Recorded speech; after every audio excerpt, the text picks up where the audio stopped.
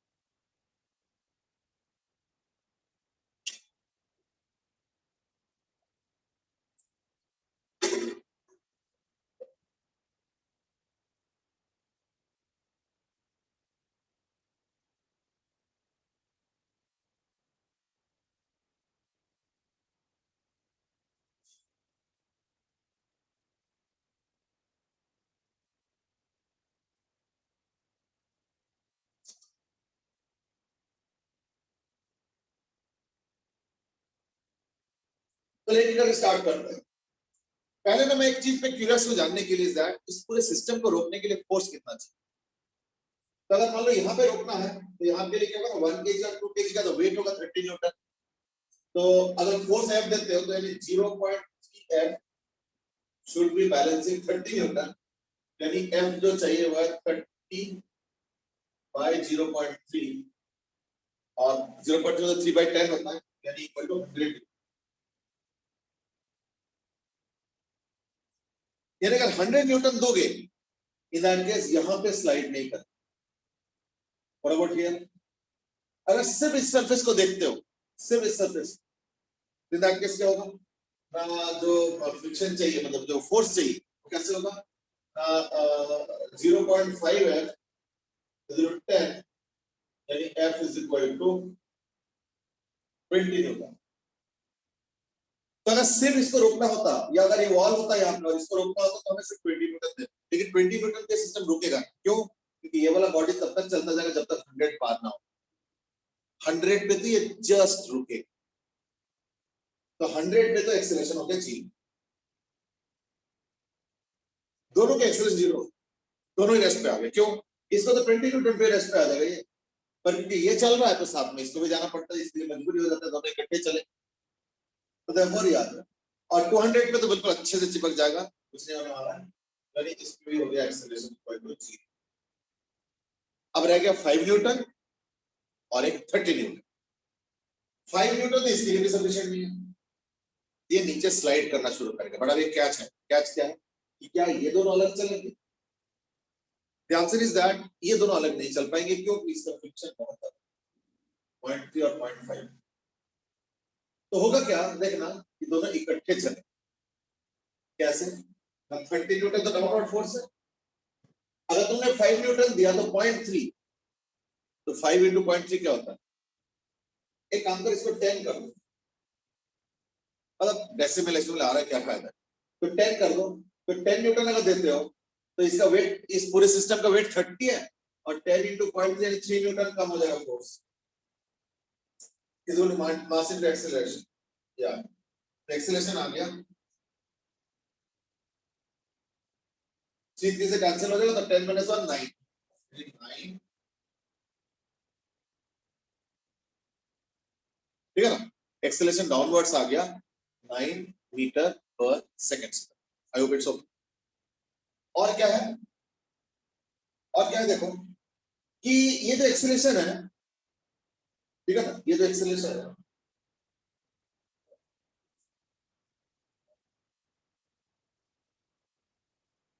ये जो एक्सेलरेशन है क्या ये यहाँ पे फिजिबल है? वो भी देख लेना चाहिए। फ्रिक्शन कितना है इस वक्त, है ना, इस केस में फ्रिक्शन यहाँ पे कितना होगा? तो देखो इसका तो वेट 10 न्यूटन है और इसका एक्सेलरेशन 9 है और इसका 1 kg है, यानी 1 न्यूटन का फ्रिक्शन है बस। तो 1 न्यूटन से तो ज्यादा फ्रिक्शन अवेलेबल होगा। इसके फ्रिक्शन 1 न्यूटन ऊपर होगा, इसके फ्रिक्शन 1 न्यूटन नीचे होगा, है ना। और क्योंकि ये ओवरऑल नीचे आ रहा है इसलिए यहाँ पे जो फ्रिक्शन होगा वो किधर होगा, कितना 10 into 0.3 न्यूटन। तो क्या होगा देखो 20 + 1 21 - 3 18 न्यूटन इसका फोर्स है, तो 18 by 2 9 आ गया। अब देखो सारा कुछ आ गया। ये फ्रिक्शन का स्टेटस है अगर 10 न्यूटन रखते हो, यानी 1 न्यूटन का फ्रिक्शन क्रिएट हुआ है और यहाँ पे तो स्लाइड कर रहा है इसलिए यहाँ पे तो 3 न्यूटन आ रहा है, F into 0.3 करके 3 न्यूटन। ये हो गया फ्रिक्शन का डिस्ट्रीब्यूशन।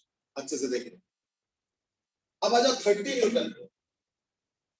30 में दिक्कत क्या है कि ये 20 पे स्लिप करना शुरू कर देता है, तो ये ओवरऑल तो नीचे जाएगा। अब ये क्या अलग जाएगा या सेम जाएगा, ये एक प्रॉब्लम है। तो मैं काम करता हूं, मैं कहता हूं सेम ही जाने दो, देख लेते। याद रखना यहाँ पे जो मैक्सिमम फ्रिक्शन है वो है, अगर 30 देते हो तो यहाँ पे मैक्सिमम फ्रिक्शन क्या 15, मैक्सिमम 15। इसका जरूरी नहीं कि 15 बनेगा, मैक्सिमम 15 अवेलेबल है, दैट्स इट, ठीक है ना। बनेगा कितना होगा खैर अभी भी नहीं पता, तो हमें चेक करना पड़ेगा, है ना। वो चेक करते हैं। तो इसका वेट 30 न्यूटन माइनस, अब मैं ये मान के चल रहा हूँ कि नीचे जाएगा क्योंकि उधर तो बहुत ज्यादा चाहिए, 100 न्यूटन चाहिए, तो उतना तो है नहीं, 30 है। तो इसका जो फ्रिक्शन हो जाएगा वो होगा 30 to 0.3, 30 into 0.3 यानी 9, तो ये हो जाएगा 9, ओवरऑल हो गया 30 minus 9 is equal to 3a, यानी a का वैल्यू हो गया 7, 21 हो गया तो a का वैल्यू आ गया 7, 7 के हिसाब से अगर चलोगे तो ये फ्रिक्शन है, ये तो 10 न्यूटन और इसका एक्सेलरेशन 7 यानी फ्रिक्शन को 3 न्यूटन होना, उसका 3 न्यूटन ऊपर होगा तो इसका 3 न्यूटन नीचे होगा। तो देखो इस वाले ब्लॉक का क्या हो गया फिर ना 10 minus 3 का net force is equal to mass into acceleration, तो 7 आ गया। इसका अगर देखते हो तो क्या हो रहा है, इसका 20 है प्लस 3 23 माइनस 9, तो 23 माइनस 9 यानी 14 न्यूटन का फोर्स इस 2 kg ब्लॉक को पे लग रहा है डाउनवर्ड्स, तो 14/2 7 तो फ्रिक्शन का डिस्ट्रीब्यूशन आ गया 3 न्यूटन 3 न्यूटन। ये वजह अच्छे से देख लो, एक एक केस में मैंने जो समझाया वो क्या क्या।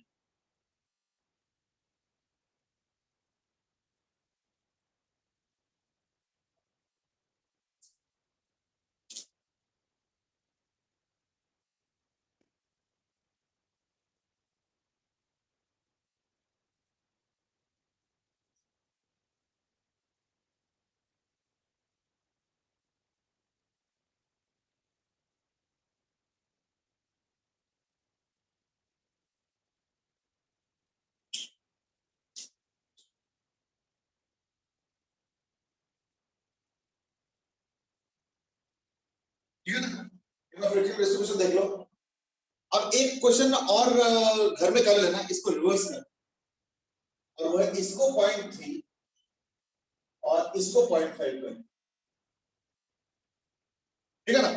और यही फोर्सेस 10 30 100 और 200 इनको लेके इस पे कर लेना 0.3 और इस पे 0.5, और सारा फ्रिक्शन का डिस्ट्रीब्यूशन एक्सेलरेशन मूवमेंट क्या क्या होगा ऑल डिटेल्स है, ठीक है ना। एक बार जो है जरूर कर लेना, जस्ट फॉर प्रैक्टिस है, और कोई बात नहीं है, थोड़ा सा प्रैक्टिस हो जाएगा।